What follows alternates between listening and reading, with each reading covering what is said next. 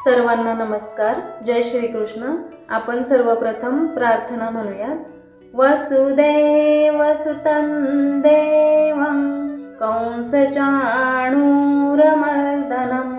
देवकी परमानंदं कृष्णौ वंदे जगद्गुरुं.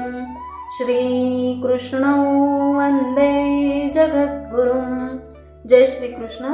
आपण पाहत आहोत अध्याय 2 म्हणजेच सांख्य योग आणि आज आपण पाहणार आहोत श्लोक क्रमांक 57. श्लोक पाहूयात. यस्सर्वत्रानभिस्नेहस्तत्तत्प्राप्य शुभाशुभं नाभिनन्दति न द्वेष्टि तस्य प्रज्ञा प्रतिष्ठिता. तस्य प्रज्ञा प्रतिष्ठिता. श्लोकाचा अर्थ पाहूयात. य म्हणजे जो, सर्वत्र म्हणजे सर्वत्र, अनभिस्नेह म्हणजे स्नेहरहित, तत म्हणजे ते, प्राप्य म्हणजे प्राप्त झाल्यावर, शुभाशुभ म्हणजे अशुभ किंवा वाईट, न म्हणजे कधीही नाही, अभिनंदती म्हणजे स्तुती, न म्हणजे कधीच नाही, द्वेष्टी म्हणजे द्वेष करतो, तस्य म्हणजे त्याची, प्रज्ञा म्हणजे पूर्ण ज्ञान, प्रतिष्ठिता म्हणजे दृढ. आणि या श्लोकाचा संपूर्ण अर्थ असा आहे, या भौतिक जगतात जो कोणी शुभ अथवा अशुभ गोष्टींच्या प्राप्तीपासून प्रभावित होत नाही आणि जो अशा प्राप्त शुभाशुभ गोष्टींची स्तुती अथवा निंदाही करीत नाही, तो पूर्ण ज्ञानामध्ये दृढपणे स्थिर झालेला असतो. आता आपण हा श्लोक थोडा समजून घेऊयात. या भौतिक जगतामध्ये नेहमी काहीतरी उलथापालथ होत असते व अशी उलथापालथ चांगली अथवा वाईटही असू शकते. जो अशा या भौतिक उलथापालथीमुळे क्षुब्ध होत नाही किंवा जो शुभाशुभ गोष्टींपासून निर्विकार राहतो, तो श्रीकृष्णांप्रती स्थिर झाला आहे असे समजावे. भगवंतांनी इथे अनभिस्नेह असा शब्द वापरला आहे, म्हणजेच स्नेहरहित असा. वस्तू, व्यक्ती व परिस्थिती या 3 गोष्टी शुभ किंवा अशुभ असू शकतात. वृंदावनला आपण गेलो तर तिथे भगवंतांची मूर्ती सुशोभित करण्याच्या साहित्याच्या दुकानामध्ये भगवंतांच्या शृंगाराची अनेक साधने मिळतात. आपण जर काही खरेदी केले तर विक्रेता आपल्याला थोडा स्नेहही घेऊन जा असे बोलतो. इथे स्नेह म्हणजे मेण आहे, ज्यामुळे वस्तू मूर्तीवर नीट जोडली जाते. त्याचप्रमाणे जर मनुष्य स्नेहरहित झाला नाही तर शुभ अशुभ गोष्टींबद्दल त्याला ओढ वाटेल.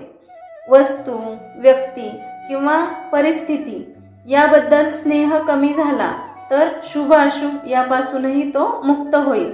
तात्पर्य हे आहे की प्रेमाने माणूस जोडला जातो. भगवंत सांगत आहेत की योगी व्हायचे असेल तर आसक्ती कमी करा. वस्तू, व्यक्ती व परिस्थिती या तिन्हीमधून ममत्व दूर करा. स्नेहाची मात्रा हळूहळू कमी करा.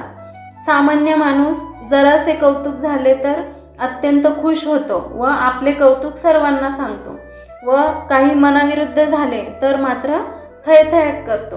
परंतु या गोष्टींमध्ये समत्व साधता येणे गरजेचे आहे. जोपर्यंत आपण या भौतिक जगात आहे तोपर्यंत नेहमी शुभाशुभ गोष्टी घडण्याची शक्यता असते, कारण हे जग पूर्ण द्वंद्वांनी भरलेले आहे.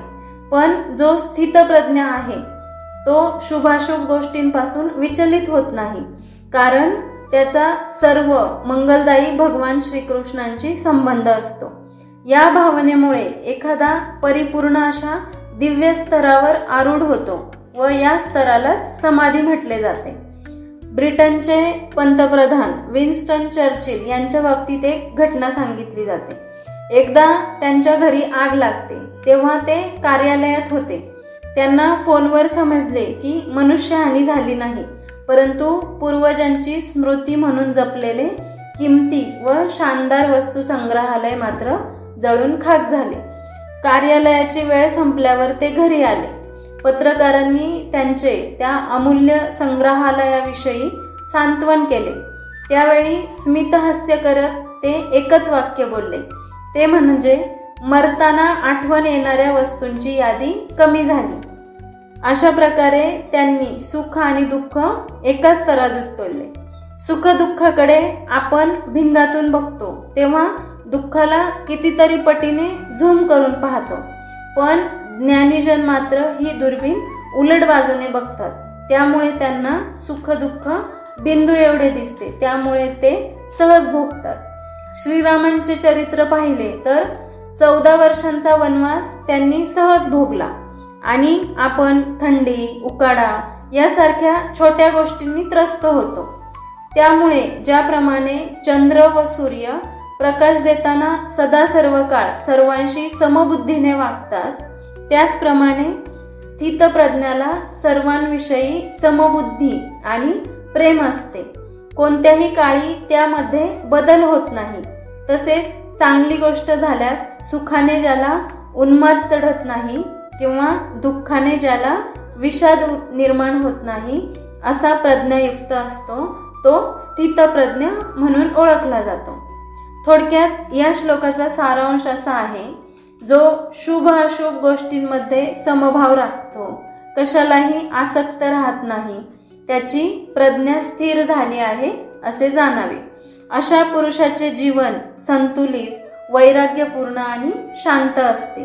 त्याचे निर्णय भावनांच्या भरात नसून ज्ञानावर आधारित असतात आणि हीच स्थितप्रज्ञतेची खरी ओळख आहे.